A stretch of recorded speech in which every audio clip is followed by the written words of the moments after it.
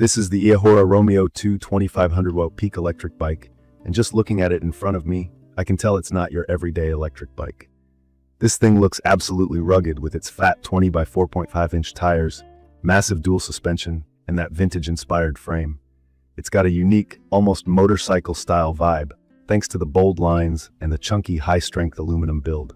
The seat is extra wide and soft, a faux leather saddle that immediately makes you think about comfort over those long rides.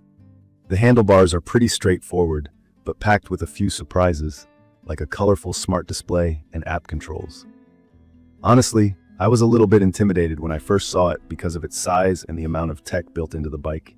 From my experience, the first thing that really jumps out when you hop on the Romeo II is the sheer power. It's got two motors, each rated at 1250 watts, giving a combined peak output of 2500 watts. For anyone new to e-bikes, that basically means this bike can launch you forward way faster than most electric bikes out there and climb steep hills like a champ. There are 4 drive modes you can choose by pressing a button: front, rear, dual, and something called super dual drive. Honestly, I thought I'd stick to just basic pedal assist, but this is so much fun to play with. It's easy to switch between modes too, especially when you're hitting some rough patches or want a little extra kick on a hill. The battery here is no joke. The eAhora Romeo II comes with a 5260 Ah battery, which impressed me right out of the box. In normal language, that means this bike is built for distance. It can take you up to about 200 miles on a single charge if you use pedal assist moderately and don't just full throttle it the whole time. That kind of range makes it perfect for those who like long rides, whether it's for commuting or exploring trails on the weekends. I don't think I've ever worried about running out of battery, thanks to the range and the built-in BMS, which is a smart monitoring system that protects the battery from overheating or overcharging. On cold mornings or hot summer days, this battery holds up really well. Another key feature that stood out is the full suspension system, and this one's not just for show. The custom hydraulic fork up front, combined with a multi-function rear shock absorber, smooths out every single bump. You get that feeling like you're gliding, even over potholes or rough dirt. The dual hydraulic disc brakes are responsive and confident, bringing this heavy bike to a steady stop every time. That's huge for safety, especially when you're picking up speed or carrying extra gear. Visibility and comfort got a serious upgrade on this bike too. The headlight is crazy bright, 2000 lumens that light up the path ahead for over 100 feet. The rear light is smart, meaning it gets brighter when you brake. I ride before sunrise a lot, and this makes early commutes a lot less worrying. The wide fat tires are puncture resistant and grip well on different surfaces, whether it's sand, snow, or just rough pavement. Even though the bike is heavy, about 125 to 150 pounds, depending on what you add, once you're riding, that weight helps stability. But yes, moving it in and out of tight spaces or lifting it onto a rack can be awkward if you're not used to it. When it comes to controls and app connectivity, there's a lot to like. The Romeo II has this full-color display that's easy to read, even in sunlight, with information like speed, battery left, and distance traveled.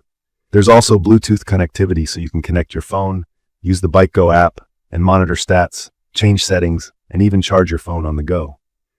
It did take me a bit to get used to it, and honestly, at first, I was afraid I'd mess something up, but the user interface is pretty straightforward after a couple of rides.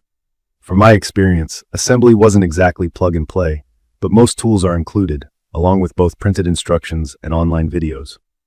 I'm not super handy, so it took me a bit longer, but if you follow the guides, you should be good. One thing to remember is that this bike comes about 85% assembled, so expect to spend some time on the setup. It's worth double-checking all the bolts and the brake calibration, especially before your first long ride. I'll be honest, I was a bit worried about the weight when I first unboxed it, and it's definitely something to consider if you live in an apartment or need to carry your bike upstairs. For me, though, once it's on the road or trail, the extra heft feels like an advantage more than a problem because you feel stable even at higher speeds. The maximum speed here is around 40 miles an hour, which is wild for an electric bike and honestly more than enough. I wouldn't recommend hitting top speed in crowded areas, but on open roads or trails, it's a blast. I'd recommend this for anyone who wants an e-bike that balances serious power with comfort, especially if you're commuting long distances or love exploring off the grid. If you're a beginner, there's a bit of a learning curve, just because of how much power this bike has and the advanced features. but the controls are beginner-friendly once you get used to them. The wide language on the display helps make things pretty simple.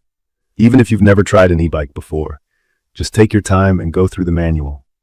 About support and reliability, I've read a few reports online where people had small issues, like customer service not always being quick enough, or the occasional part arriving bent during shipping. I personally had no trouble with assembly, but I did make sure to inspect everything for damage as soon as it arrived, just in case.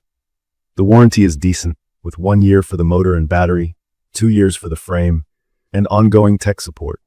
Compared to other electric bikes I've tried, like the Electric XP or some of the more common 500-watt models, the Romeo II is on another level with its dual motor power, battery capacity, and ride comfort. The electric is lighter and cheaper, but doesn't offer nearly the same range or ability to handle really tough trails.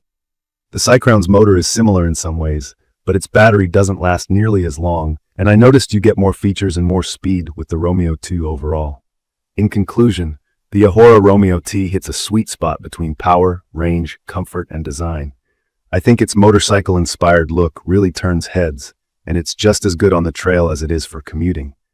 The huge range means less worrying about charging. The hydraulic brakes and LED lights make riding safer. It is heavy, and you might need a little patience with assembly, but I think that's a fair trade-off for what you get. If you're just getting into e-bikes or looking to upgrade to something more serious, this is definitely one to check out. It brings so many key features together in one package. If you enjoyed this quick review or found it useful, don't forget to subscribe to the channel and leave your thoughts in the comments. Thank you for watching.